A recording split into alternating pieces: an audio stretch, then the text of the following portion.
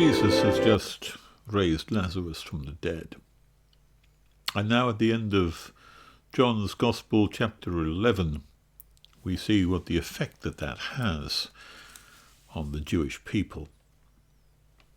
Therefore, many of the Jews who had come to visit Mary and had seen what Jesus did put their faith in him. But some of them went to the Pharisees and told them what Jesus had done. And then the chief priests and the Pharisees called a meeting of the Sanhedrin. "What are we accomplishing?" they asked. "Here is this man performing many miraculous signs. If we let him go on like this, everyone will believe in him. And then the Romans will come and take away both our place and our nation." And then one of them, named Caiaphas, who was high priest that year, spoke up. "You know nothing at all. You do not realize that it is better for you that one man die for the people than that the whole nation perish." He didn't say this on his own, but as high priest that year, he prophesied that Jesus would die for the Jewish nation. And not only for the nation, but also for the scattered children of God, to bring them together and make them one. So from that day on, they plotted to take his life. Therefore Jesus no longer moved about publicly amongst the Jews. Instead, he withdrew to a region near the desert, to a village called Ephraim, where he stayed with his disciples. And when it was almost time for the Jewish Passover, many went up from the country to Jerusalem for their ceremonial cleansing before the Passover. They kept looking out for Jesus, and as they stood in the temple area, they asked one another, "What do you think? Isn't he coming to the feast at all?" But the chief priests and Pharisees had given orders that if anyone found out where Jesus was, he should be reported it so that they might arrest him. So here's the effect that it has on people. And it's, as always, Jesus is a polarizer. Or, to use the New Testament term, he's a judge. He judges those by how they view him. He polarizes the people. You see in verse 45, "Therefore many of the Jews who had come to visit Mary and had seen what Jesus did put their faith in him." That's those on one side. They put their faith in Jesus. But on the other side of the coin, some of them went to the Pharisees and told them what Jesus had done. You realize he's just raised this man from the dead. It's interesting, they didn't doubt that or scoff at that. I suppose it didn't really matter whether he'd done it or not. What mattered was that the people believed that he had done it, and that was what was concerning them. When the chief priests and the Pharisees then called a meeting of the Sanhedrin, something serious was happening. This man Jesus was not going away. The crowds were following him more and more. The miraculous signs were getting greater and greater. The effect he was having was bigger and bigger. The dramatic outcome was nearing its conclusion and its climax, and they knew what that would mean. So, what were they to do about it? The chief priests and the Pharisees called a meeting of the Sanhedrin. That's the great ruling council. I think there were 71 of them. As they sat in conclave, as they discussed the problem of Jesus Christ, they could see a looming disaster awaiting them. "What are we accomplishing?" they asked. "Here is this man performing many miraculous signs, and the latest one, the raising of the dead." Now, you might think that if someone raises the dead, and if they believe that to be the case, they would follow him. They would support him. They would view him as the Messiah and champion his cause and fall in behind him as the one from God. But these are people who don't really believe in God. That's the nature of the Pharisees. They claim to believe in God. They even believe that they believe in God. But if they did, they would not, as Jesus said, persecute me. So these are people who pay lip service to God, but they're more embedded in their tradition and their position and their place and their society and running the community and the people and the country. That was their role. They were the chief priests under the sovereign powers of the Roman Empire. What are we accomplishing? In other words, we're getting nowhere with this Jesus person. They asked, here is this man performing many miraculous signs. No doubt about that. They accept that as true, but it's not good enough. So, if we let him go on like this, everyone will believe in him, and then the Romans will come away and take away both our place and our nation. There's no questioning the miraculous signs. Do you notice that?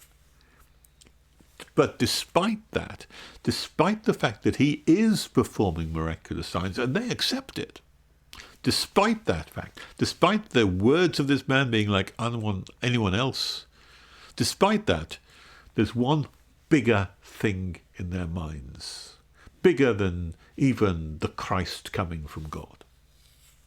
And that is, we're going to lose our place.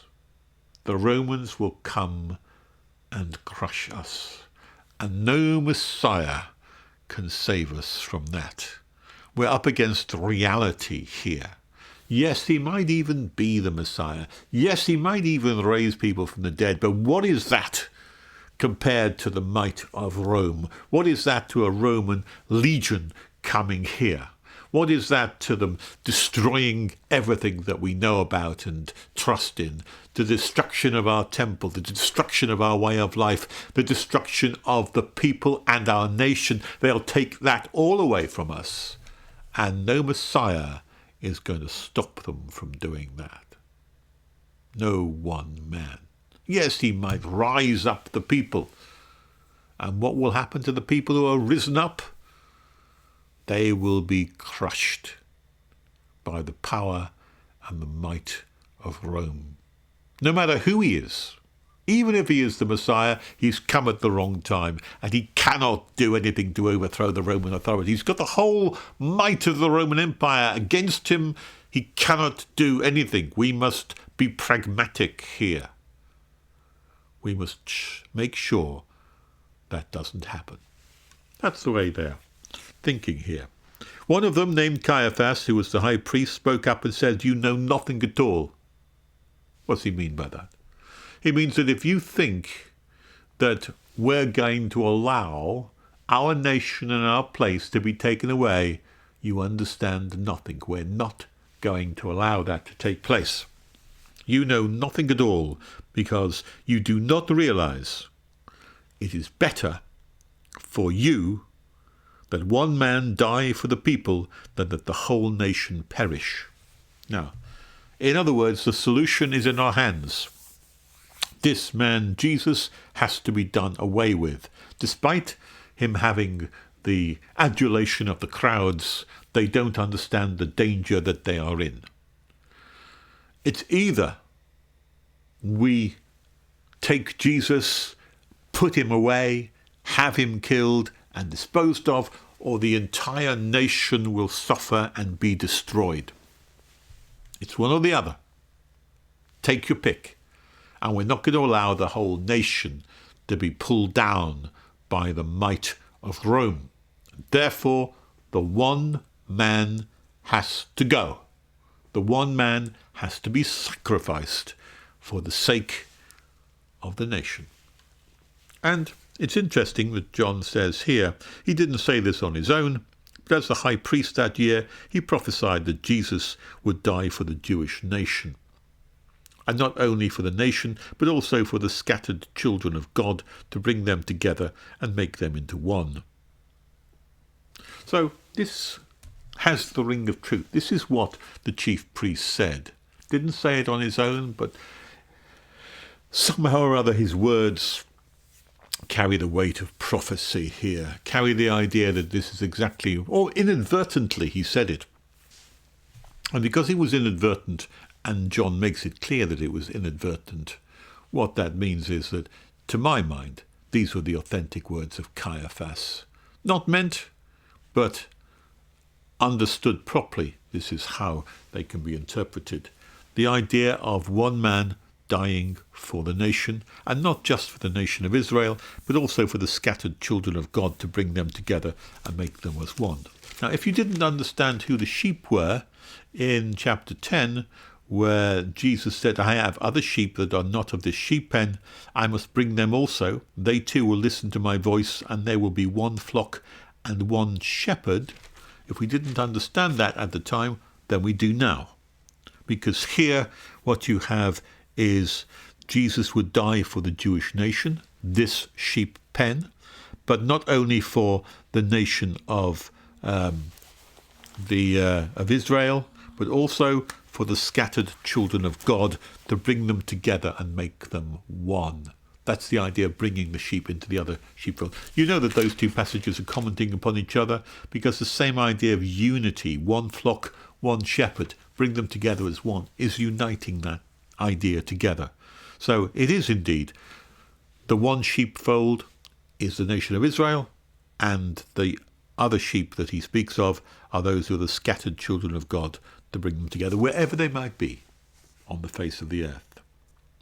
But from that point on, and this is what the resurrection of Lazarus has triggered the adulation of the crowd. The adulation of the crowd, and more people going over to Jesus as they listen to that, which indicates to me that this is a true resurrection and was something that really happened. Otherwise, it wouldn't have prompted this kind of reaction.